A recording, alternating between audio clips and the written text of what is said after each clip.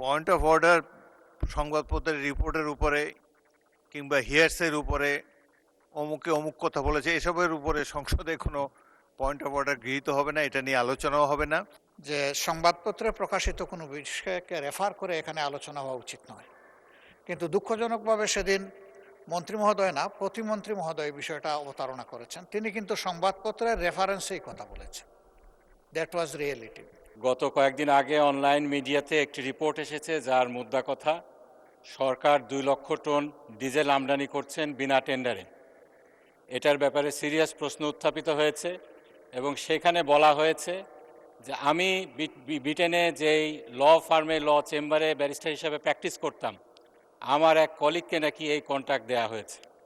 এ ব্যাপারে আমার প্রথম যে বিষয়টি আমি বলতে চাই, এটি সম্পূর্ণ মিথ্যা একটি অপবাদ। আমার চেম্বারের কোনো কলিগ এক্ষেত্রে কোনো টেন্ডারে অংশগ্রহণ করেছেন কিংবা পেয়েছেন এরকম কিছু আমি পাইনি। দ্বিতীয় যে বিষয়টি সেটি হলো এটার বিষয়ে যে অপপ্রচার চলছে, এই ব্যাপারে মাননীয় জ্বালানি মন্ত্রী যিনি আছেন তার একটু সুস্পষ্ট ব্যাখ্যার দাবি রাখে।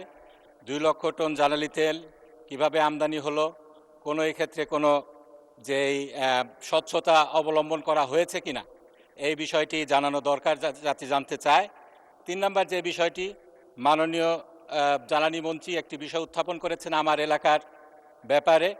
তিনি বলেছেন আমার নির্বাচনী এলাকা সাথিয়া, সেখানকার নাকি এক জামাত নেতার কাছ থেকে তেল উদ্ধার করা হয়েছে, তাকে সেখান থেকে তেল উদ্ধার করা হয়েছে। এ বিষয়ে আমার যেটা বক্তব্য, সে যে রিপোর্টের কথা উল্লেখ করা হয়েছে সেখানে আরও 7-8টি জায়গার থেকে তেল উদ্ধার করার কথা বলা হয়েছে, কিন্তু যাদের কাছ থেকে উদ্ধার করা হয়েছে তাদের কারো পরিচয় সেখানে বলা হয়নি। শুধুমাত্র সাথিয়ার কথা বলা হয়েছে, সেখানে নাকি জামাতের কাছ থেকে তেল উদ্ধার করা হয়েছে। এ ব্যাপারে মাননীয় স্পিকার আমি খোঁজ খবর নিয়েছি। যার কথা বলা হচ্ছে জনাব আলাউদ্দিন, আমার সাথিয়া নির্বাচনী এলাকার একটি ইউনিয়নের তিনি বাসিন্দা। সেই জনাব আলাউদ্দিন জামাত ইসলামের কোনো নেতৃবৃন্দর, কোনো র্যাঙ্ক অ্যান্ড ফাইলের কেউ নন, জামাত ইসলামের তিনি সদস্যও নন।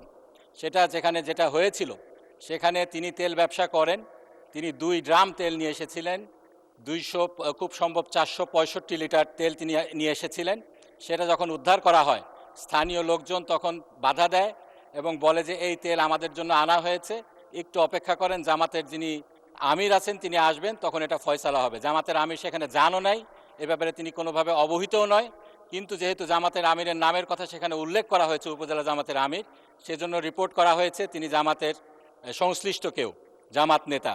এ ব্যাপারে আমার সুস্পষ্ট বক্তব্য, যারা এর সাথে জড়িত আছে, এটা ইনক্লুডিং যদি আমাদের সম্মানিত বিরোধী দলের নেতাও হন, তার এলাকার লোক হয় কিংবা আমাদের যারা কেউ হয়, সুষ্ঠু তদন্ত সাপেক্ষে সবার বিচার হওয়া উচিত। আমি চ্যালেঞ্জ দিয়ে বলতে চাই, আমাদের সংগঠনের সাথে আর কেউ এই ব্যাপারে ছিল না। ধন্যবাদ মাননীয় সদস্য। পয়েন্ট অফ অর্ডার সংবাদপত্রের রিপোর্টের উপরে কিংবা হিয়ার্সের উপরে অমুকে অমুক কথা বলেছে এসবের উপরে সংসদে কোনো পয়েন্ট অফ অর্ডার গৃহীত হবে না, এটা নিয়ে আলোচনাও হবে না। জরুরি কিছু থাকলে আপনারা সংশ্লিষ্ট মন্ত্রীর সাথে সরাসরি যোগাযোগ করেন।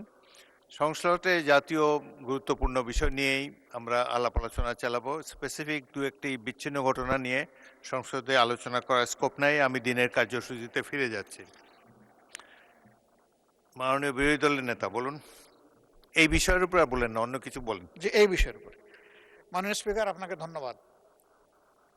আপনি আগেও আরেকদিন বলেছেন যে সংবাদপত্রে প্রকাশিত কোনো বিষয়কে রেফার করে এখানে আলোচনা হওয়া উচিত নয়, কিন্তু দুঃখজনকভাবে সেদিন মন্ত্রী মহোদয় না, প্রতিমন্ত্রী মহোদয় বিষয়টা অবতারণা করেছেন। তিনি কিন্তু সংবাদপত্রের রেফারেন্সেই কথা বলেছেন। That was reality.